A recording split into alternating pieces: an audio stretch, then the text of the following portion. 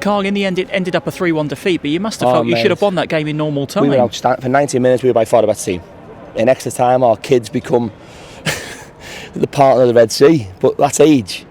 There's Premier League teams here today, and our biggest thing now, Molo has just been probably at the pinnacle of his performances today. At the pinnacle. Dreading tomorrow morning coming. And I'll tell you, Ezri Konsa is going to play at the highest level. And Joe, I was so happy with his mistake. I turned to my staff and I said, this kid now crumbles and we know his mentality, or he steps forward and we take this kid to the top. Right? And people look at the results and say, well, how great were they staying for us? Right? But 3-1, we were the better team. We had a one-on-one with Addy. We had a one-on-one in the 91st minute. When we went back to 2-1, we missed probably a sitter again, and then they went down and scored. If I'm talking development and this club being promoted, I've seen why we can do it tonight. So I'm disappointed, but you've said it, not me. We looked for 90 minutes a very aggressive, expansive, solid team, and I'm so proud of them for the young players today. That'll live with them forever, and we have to make it our priority to get these kids. What was it when you look at the team? Foxy, Dylan, Ez, I forget who played in some ways, Addy, Joe, Brandon. So 6 or 7 homegrown players against a team who are tipped to now go on and do things in this league against their strongest team. Well, you'd said before the game, Karl, this was a real test for them to see what you might do in January. Is it fair to say that you're going to be spending a bit less money in January now? Don't be saying that. Don't be saying that. I hope no one's listening up in the boardroom. No, because we still want to spend and we want to go up. So that's our objective. We're still in transition. I think you're seeing that. But we've played better today than what we did and got a draw at the Valley of the week. So if anyone was there, we were by far better today than we were. And we should have won. And their keeper, we said to him, that's Anthony Nichols then, I signed him and he sort of cost me a little bit because he made 2 great saves in the one-on-ones.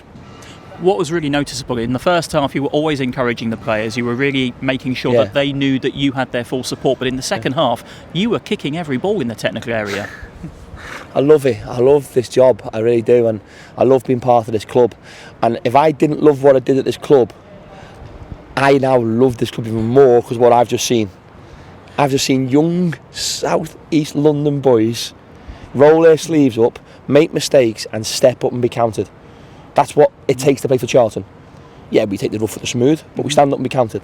And I'm proud of them, I really am. We've got beat, so I'm gutted because we've lost. But we lost, and I know why we lost. Disjointed, the young players just sort of ran out of gas. But don't forget all the players we've had missing today. Josh will come back in, Crofty will be back. Deck will be back fit next week, so Freddie will be back. We had Addy back today, so it's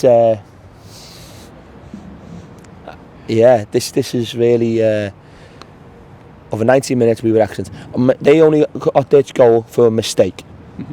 I don't think Dylan made another save. No. And the one worry, I guess, is Lee's injury in the first half. Yeah, again, I've had 3 games now and I've lost a player within 15 minutes.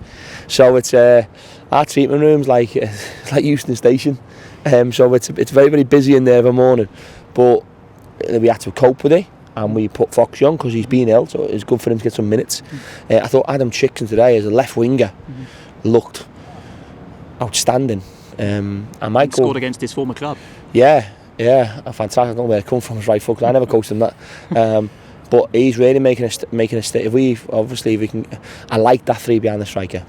I've played it a lot and I like it, and I think you've all seen today that's how we want to play. If I had the criticism, when we got in the final third we came back too much rather than asking questions beyond the line. So if I'm being critical of us in the 90 minutes was the one error, which I'm happy about because he's learned from. And then the next facet to it was once we got in there, how we came back out. And they're little things that I'm looking forward to working on. Just the final one from me, Karl. As you've said already, some of these players have massive futures, are now at Charlton. How do you make sure that you get them regular first-team football? Play them. And they'll be playing more often now, presumably. Well, I can trust them, can't I? I can trust him today. Listen, Joe's very young. It's his first ever start, so he's not played at this intensity before. But he's played against Darren Potter, who's played for Liverpool first team, played for Southampton, played for Wolverhampton, played for Sheffield Wednesday. So he's come up against one of the most experienced midfield players in the league. Second, and then he had the likes of Dean Bowley playing as a 10, and Ben Reeves came. So he's playing against some of the best players in this league in some ways who have had a promotion out to this league.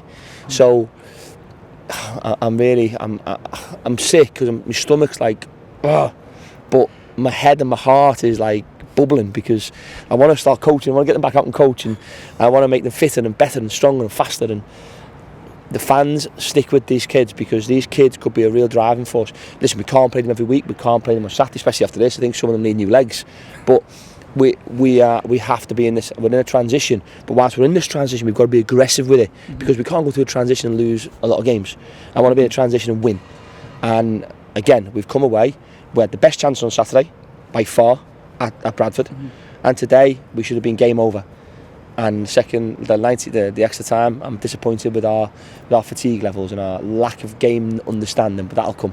Hard luck tonight, Karl. Thank you so much. Thank you. Karl, we talked about the younger players already. An older player who hasn't featured too much at the start of the season, George Teixeira, has come in a bit now with the injury to Jason. Does it look like he's going to get a run in the team now? Well, yeah. I thought he was excellent. I thought another one as well. Johnny Jackson was brilliant in there today. That little sixth position, a pivot, and getting us playing. I thought he really marshalled them young players. Maybe when he come off, but then when Ez went into there, he was like a Rolls Royce. And I tell you, I've seen something today that I'm really, really impressed with.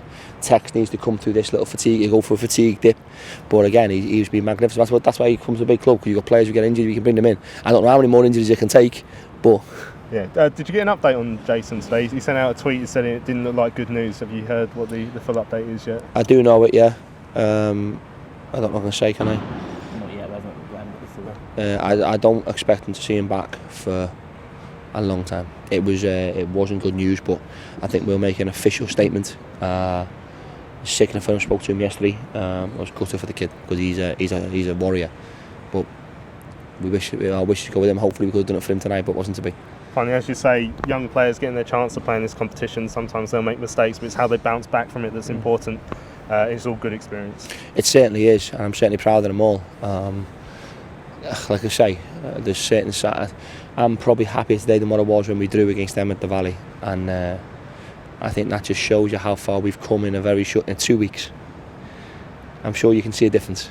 So it's onwards and upwards. Roll our sleeves up. The most pleased man in the whole building today would have been Grant McCann, who sat behind me smirking when it went to extra time. Big game on Saturday as well for the Posh. When you play at the Valley, it's always a big game.